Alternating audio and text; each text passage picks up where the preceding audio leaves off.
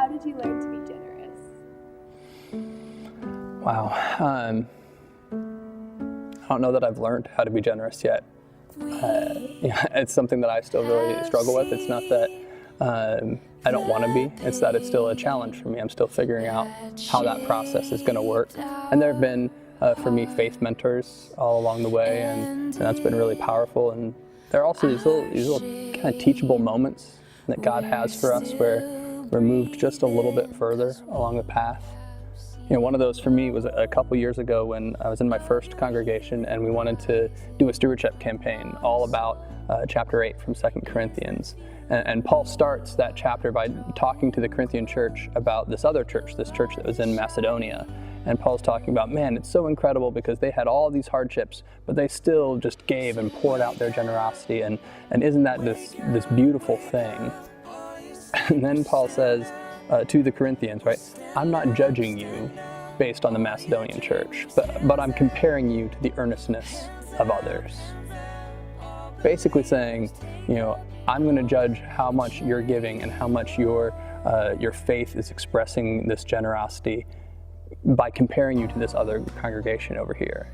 It would be like me saying to the 11 o'clock service, right? I'm not judging you, or I'm not commanding you to give more, but you should really know how much generosity was poured out by the first two services, and well, shouldn't you want to do at least what they did, right?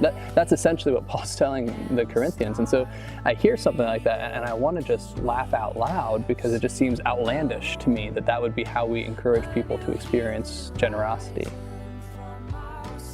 But then as I think about it a little bit more, as I keep wrestling with this idea of learning to be generous, I realize that Paul is trying to help the Corinthian church understand that living generously, living a life that's rooted in this notion of giving of ourselves, is not an optional part of faith in Christ.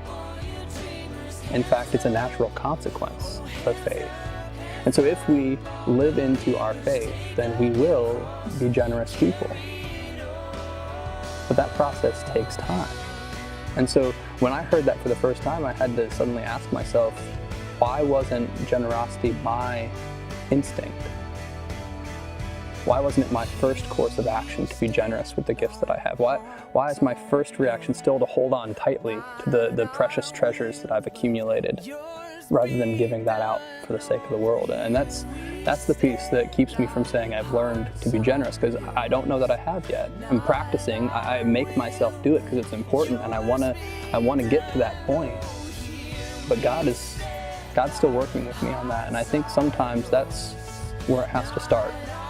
That we live generously day by day, trusting that God's working on us, that God's going to be with us every step of the way, and then eventually it becomes that natural consequence. Eventually we do it without thinking, because it's who we're created to be. Wake up, wake up, wake up, wake up.